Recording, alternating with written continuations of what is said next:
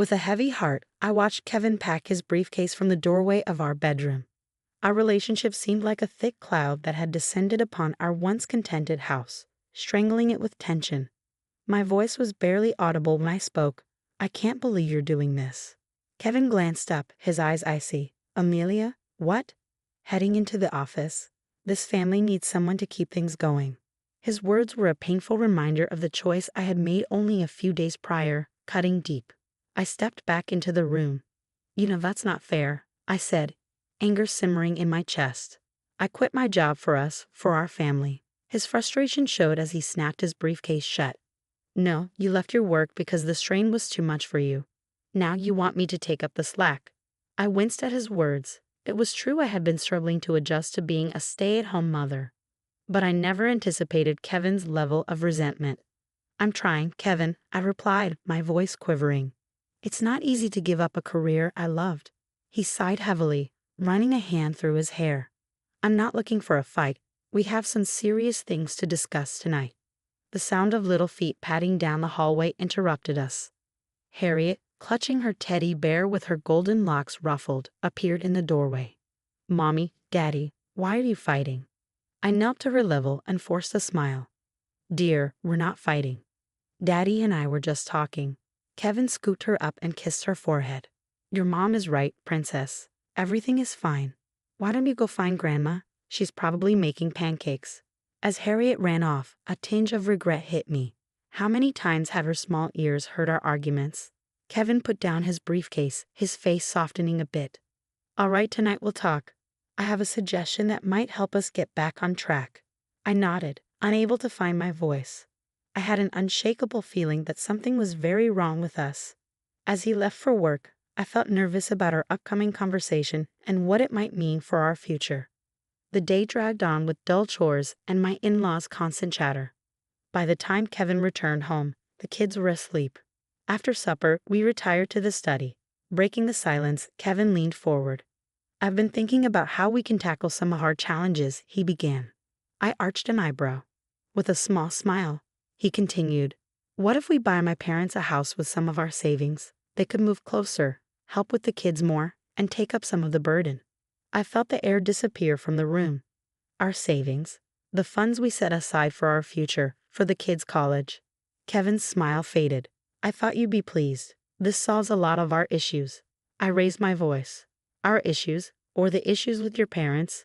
Kevin stood up, frustration evident. "Why do you make things so hard? It's the best course of action for our family." I watched in disbelief as he stormed out. Had he really proposed spending our life savings on his parents without my consent? Feeling more alone than ever, I buried my face in my hands, wondering what would happen to us. The next morning, I heard quiet sounds from the kitchen and assumed it was Kevin and his mother. I walked down the corridor cautiously. "Mom, she's being unreasonable," Kevin said. "I thought she'd be pleased with this." His mother responded, "Some women just can't handle the demands of raising a family. Not everyone is suited for it." Biting my lip, I felt hurt and rage battle within me. Is that how people saw me, unable to manage? I had enough. Storming into the kitchen, I confronted Kevin. "For whom is this best?" Both Kevin and his mother looked surprised. His mother quickly put on a smile. "Good morning, dear. How was your night?" Ignoring her, I focused on Kevin. "Were you going to discuss this with me at all?" Kevin looked embarrassed. "Amelia, it's not like that. We were just talking. Talking about making big financial decisions without me. About our future and our children's." His mother tried to mediate. "Let's not get too fired up. I'll take the kids to the park so you two can talk." She called for Harriet and Jason and left quickly. A sharp stillness settled between Kevin and me when the front door closed. "You cannot continue doing this," I murmured. "You cannot exclude me from decisions that impact our family." Kevin sighed, running his fingers through his hair. "Amelia, I'm not excluding you. I'm looking for solutions." "Kevin, you've been distant," I snapped. "You persuaded me to quit my job, saying I needed to focus on the family." He reached for me, but I pulled away. "That's not true. I thought this would help. My parents could assist with the kids. You'd get more support." "More support?" I laughed bitterly. "Your father barely acknowledges me, and your mother can hardly hide her disdain." Kevin's face hardened. "That's unfair. They've been supportive since you left work. Supportive? I sneered. They've been suffocating. You want to spend our money on them, but I can't make a single decision about our kids without your mother questioning me. He raised his hands. What else should we do with it? We need the help. I looked into his eyes and saw a stranger. Kevin, I can't do this anymore. I refuse to be excluded in my own family. His face softened. Amelia, we can fix this. We just need to. He was interrupted by the sound of the front door opening and the children's excited chatter. Daddy, Mommy, Harriet yelled, look what we found at the park. I forced a smile as our daughter ran into the kitchen, holding a shiny pebble. However, I saw Kevin's mother's rough glance above Harriet's head. She was certain that she had won this round. Silently, I vowed as I bent to gaze at Harriet's treasure, this wasn't the end. I wouldn't let them drive me away from my own family. Something needed to change quickly. Staring at the laptop screen in front of me, I sat at the kitchen table, seeing glimmers of the life I had left behind in each email and message that scrolled by. My fingers ached to write a resume so I could return to practicing law, where I had once been quite successful. The sound of Kevin's car driving into the driveway brought me back to reality. Quickly, I shut off the laptop, guilt washing over me. How did I get here? Hadn't I promised my family this? When Kevin saw me, his face lit up. There you are. Hello. How about we take the kids out to supper tonight? What do you think? I faked a laugh. That sounds fantastic. Where are the children? Mom took them to the mall. She mentioned something about new school clothes, he replied. My lips twisted into a forced smile. Did she? I thought we decided to do that together this weekend. Kevin shrugged, seemingly oblivious to my dismay. Mom offered, and I thought you'd appreciate a break. A break? As if I needed to get away from my own children. I swallowed my hurt, trying not to cry. Kevin, we need to talk about your parents, about this whole situation. His shoulders stiffened, and he groaned. Not this again, Amelia. I thought we were past this. Past me making decisions for our family? I got up, my anger boiling over. Kevin, you can't just keep making decisions on your own, especially not about our savings. He narrowed his eyes. What's that supposed to mean? I took a deep breath. Earlier, I heard you on the phone. You were talking to a real estate agent, right? Kevin looked surprised and flushed. It was just a preliminary discussion. I was gathering information. Without speaking to me first, I concluded for him. He raked a hand through his hair, frustration evident. Amelia, what do you want from me? I'm trying to act in our family's best interests. Our family, I emphasized, not the one your parents envision. Kevin, me, and the children. My parents are part of our family too. Why can't you see that? He fired back. Something inside me snapped. Because they're taking over. Your father ignores me at family dinners, and your mother constantly criticizes my parenting. And you let it happen. Kevin's face grew stern. That's unfair. They just want to help. Help? I laughed bitterly. Is that what you call it when your mother insults my parenting and your father avoids me? Kevin, am I wrong? When was the last time your parents weren't involved in a decision we made together? He opened his mouth, then closed it again, unable to respond. That's what I thought, I said, feeling my strength waning. Kevin, I can't keep living like this. There has to be a change. For a moment, I saw a glimmer of the thoughtful, kind man I had married. But then his face closed off again. You're right, something does have to change. You need to accept that this is our life now, Amelia. My parents are here to stay. We'll all be happier if you embrace that sooner rather than later. Shock and sadness filled me as I looked at him. Was this really the state of our marriage? The sound of the front door opening and the eager chatter of our kids was followed by Kevin's mother's voice. We're back. Wait until you see what we bought. Kevin turned to greet his mother and the children, giving me a look that clearly indicated our discussion was over. As I stood there, a horrifying realization overwhelmed me. This was no longer just about Kevin's parents, it was about the future of our marriage. And for the first time, I wasn't sure if it had one. I sat at the desk in our shared study, pen poised over paper, my heart thumping in my chest. The house was eerily quiet. This was it, the breaking point. I glanced at my watch. It was 2:37 a.m. with his head in the clouds. Kevin had no idea our world was about to change. The kids were safely nestled in their beds, unaware of the turmoil that had been building for months.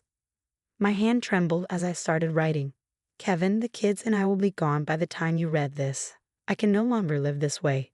Tears blurred my vision as I poured out my grief, disappointment, and betrayal onto the paper. I wrote about being ignored, about his parents' persistent interference, and about the dreams I had given up only to be treated as an outsider in my own home. I let out a sob as I signed my name at the bottom, quickly stifling it so as not to wake anyone. This was not the future we had planned together, and it was not how I had expected my life to turn out. However, things happen, people change, and sometimes you have to have the courage to alter your own narrative. I carefully folded the letter and placed it in the middle of Kevin's desk where he couldn't miss it. Quietly, I made my way upstairs to rouse the kids. "Mommy?" I shook Harriet gently awake. She murmured something sleepy. "What's wrong?" she inquired while rubbing her eyes. "Nothing's wrong, sweetheart. I lied. We're taking a little getaway. Could you please help me with your brother, like a big girl?" Though still half asleep, she nodded. Being the lighter sleeper of the two, Jason was usually easier to wake up. In a matter of minutes, I had them both dressed and ready to leave, holding their beloved stuffed animals tightly in their arms. I held my breath as we tiptoed down the steps, hoping Kevin wouldn't wake up. His snoring from our bedroom was a comforting sound, but it also cut deeply. I no longer felt like I knew this man I had once loved more than anything. We arrived at the car without any problems. Harriet's little voice sliced through the evening air as I strapped the children into their seats. "Where's Daddy, Mommy? Isn't he coming with us?" Even though I knew the question was coming, I froze, unprepared. "No, my dear, Daddy has to stay here. But don't worry, we'll see him shortly." Even though the lie hurt my tongue, I couldn't bring myself to utterly destroy their reality, not quite yet. As I slid into the driver's seat, my attention was drawn to a movement. Kevin's mother was standing there in the upstairs window. When our gazes locked, time seemed to stop. I saw the beginning of comprehension, a spark of wrath, and then, shockingly, something that nearly seemed like satisfaction. I fired the engine and slid out of the driveway. Without thinking, I drove through the lonely dark streets with shaking palms on the steering wheel. Where were we going? How would we proceed? My head was filled with questions that felt endless. However, I felt calmer when I looked at my sleeping kids in the rearview mirror. We would work things out. It was necessary. My phone buzzed just as the first rays of dawn started to strike the sky. My blood ran cold as I saw Kevin's name flash on the screen with a sentence. "You have no right to take my kids. My attorney will be in touch. Amelia, you're not going to get away with this." My resolve strengthened, and I threw the phone onto the passenger seat. Now there was no turning back. I would confront the next challenge and any upcoming struggles for the sake of my children and myself. I allowed myself a tiny grin as the sun rose, casting a picture of opportunity and optimism over the earth. This was only the start of a new chapter in our narrative, not its conclusion. I arrived at a dilapidated motel's parking lot, fatigue filling my body. Despite the mess in our lives, the children's faces were serene as they slept soundly in the back seat. I was about to cry as I propped my head on the steering wheel when I heard a tap on the window. "Amelia, is that you?" Blinking in shock, I looked up to see my high school best friend, Jasmine, gazing through the glass, a face I hadn't seen in a long time. "Jasmine," I gasped, wiping my eyes hastily as I got out of the car. "What are you doing here?" She drew me into a close embrace. "I manage this place. But forget about me. What's happening? Are you all right?" Something inside me shattered at the concern in her voice. Before I knew it, I was crying in her arms, telling her the entire tale between sobs. With each phrase, I felt a little lighter, the weight of the past few months slowly lifting off my shoulders. Jasmine's expression became more serious as she listened. After I was done, she gave my shoulder a squeeze. "You won't remain in this hole. Come on, I'll give you my extra room." After an hour, the kids were nestled into cozy beds, and I took a seat at Jasmine's kitchen table, enjoying a warm cup of tea. "So what's your plan?" Jasmine inquired politely. Feeling confused, I gazed into my tea. "I'm not sure. I simply could not stay there any longer. However, I can see from Kevin's text that he will fight for the kids." Jasmine's eyes became stony. "Now you attack, Amelia. You've always been the sharpest person I know. You're capable of doing this." "I don't even have an attorney," I said as the truth of my position hit home. A cunning smirk appeared on Jasmine's face. "To be honest, I think I could assist with that. Do you recall Stephen from high school?" A beat skipped in my heart. Stephen was the boy I'd secretly lusted after for years. What about him? He's a divorce lawyer now, one of the best in the state, reasoned Jasmine. She paused, then took a step forward. He always had a thing for you. My cheeks began to flush, and I felt guilty. As I was leaving my spouse, I found myself blushing over a high school crush. Jasmine, I cannot afford a top-tier attorney. I moved on from everything. Jasmine dismissively waved her hand. Let me speak with him. Just get along with him, please, for me. My phone buzzed, and it was another text from Kevin before I could reply. My folks are worried. How could you harm our family in this way? I'll make sure you never see the kids again, so go home immediately. I gave Jasmine the message while shaking my hands. Her expression grew serious. That resolves the matter. Stephen is the first person I'm phoning in the morning. That night, I couldn't fall asleep. As I lay in bed, the sensation that I was perched on a cliff persisted in my mind. Meeting with Stephen seemed like the end of the road, like my marriage had officially ended. However, as I considered Kevin's icy reasons and his parents' oppressive presence, I concluded that my marriage had long since ended. I just hadn't had the guts to say it. I heard Jasmine's voice in the corridor when I woke up the following morning. Yes, Stephen, you can meet her at 2 p.m. Many thanks for it.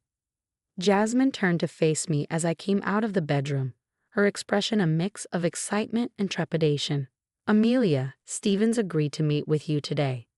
My heart pounded. This was the turning point in my life and in my children's lives as well. Great. Astonished by the volume of my voice, I hugged my drowsy kids and got ready for the day.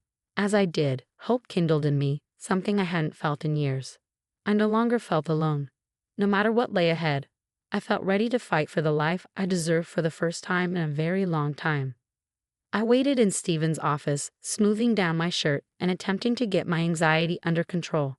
It was obvious he had changed from the bashful youngster I recalled. When he stepped in, Stephen held out his hand with a confident, comforting look on his face. It's been too long, Amelia. I apologize that we have to meet in this manner.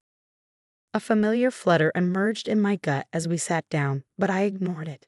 This was about my future, my children's future, not about past crushes or what-ifs. Stephen listened carefully as I described my circumstances, his brow furrowing at every new detail. He leaned forward, his gaze fierce after I was done. I will not sugarcoat this, Amelia. This may turn heated, especially with Kevin's parents involved in his wealth. However, I can assure you that we will battle to the end. Something within me was sparked by his words, a fire I had long since forgotten. How do we start? We plotted for the next 60 minutes. As Stephen described our strategy, I sensed the return of my previous legal feelings. We began discussing the details when my phone beeped. I quickly looked at the screen. It's Kevin. I have to take this. As I left Stephen's office, I answered, Where are you, Amelia? Kevin's tone was composed and icy. My parents are devastated. The children must be brought home right now. Taking a deep breath, I prepared myself. No, Kevin. I'm not going to return. I've hired an attorney. Please get in touch with him for any more matters. A moment of startled silence fell. Then Kevin's voice became angry. Do you really believe you can take my kids and get away with it, Amelia? I'm going to ruin you. You'll be lucky if you see them again when I'm through. The call ended. Stephen put his hand on my shoulder, pulling me back to the present moment as I stood there trembling. Are you all right? He said, his expression filled with worry. I nodded and wiped away the tears I wasn't even aware I was shedding. Stephen, he made threats to abduct the children. How if? With his hands resting on my shoulders, he said, Hey, we will not let it occur, Amelia. You're not alone in this battle and stronger than you realize. I was overcome with feelings as I stared into his eyes, including dread, thankfulness, and something more I couldn't quite put my finger on. I took a step back and collected myself. What should we do next? Stephen's face took on a serious expression. We must apply for temporary custody right now. We also need to discuss your career, Amelia. Puzzled, I blinked. My profession. But I abandoned that. Exactly, Stephen stated in a stern tone. And in court, that will be used against us. We must demonstrate your ability to care for the kids independently. It struck me like a stone. I had sacrificed everything for my family, and now I could lose my kids because of that one sacrifice alone. With uncertainty beginning to seep in, I said, I don't know if I can go back. Stephen grew more determined. Amelia, I knew in high school that you were a determined individual who could accomplish anything. You only need to locate her again since that woman is still there. That day, when I walked out of Stephen's office, my head was spinning. Rebuilding my profession, fighting Kevin and his parents, and attempting to keep my kids safe felt like an impossible task. But I felt a glimpse of optimism for the first time in years. Harriet's big eyes met mine as I tucked her and Jason into bed that evening. When are we going home, Mama? My heart tightened. Oh, my dear, I replied, drawing her near. We're at home now. Our home is wherever we are when we are together. I vowed in silence as I held my daughter. I would build us a new home, one that was free of love, respect, and hardship. No matter how long it took or how fierce the battle was, I was prepared for the difficult path ahead. The old Amelia was coming to her senses and ready to reclaim her life. In front of me stood the courtroom, a rising reminder of the conflict I was going to engage in.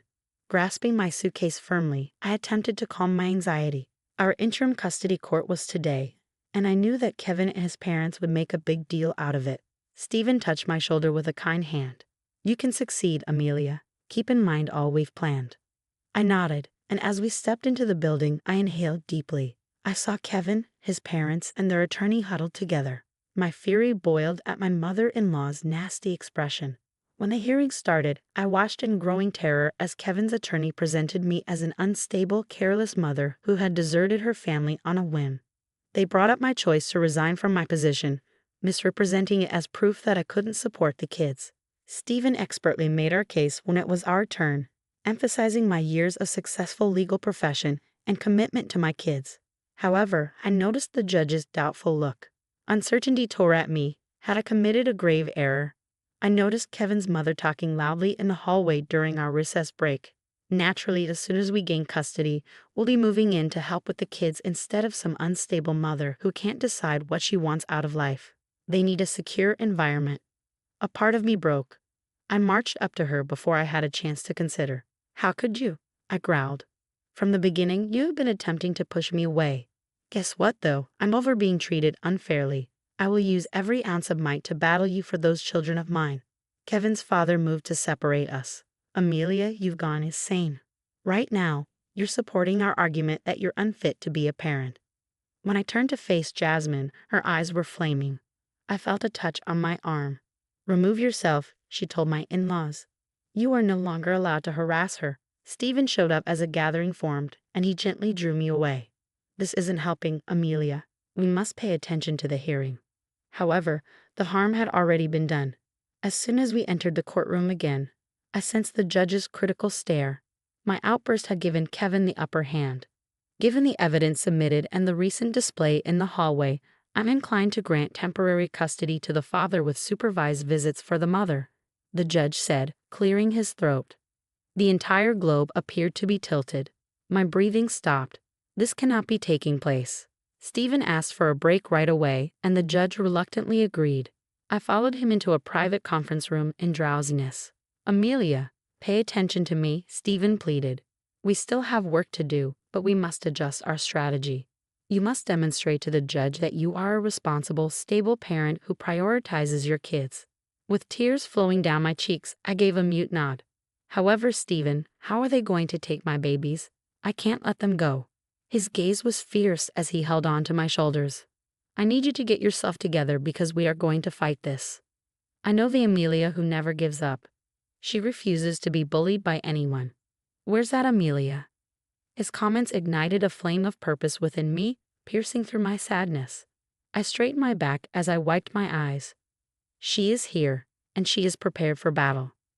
I saw Kevin and his parents as we were about to enter the courtroom again, and their arrogant looks strengthened my determination.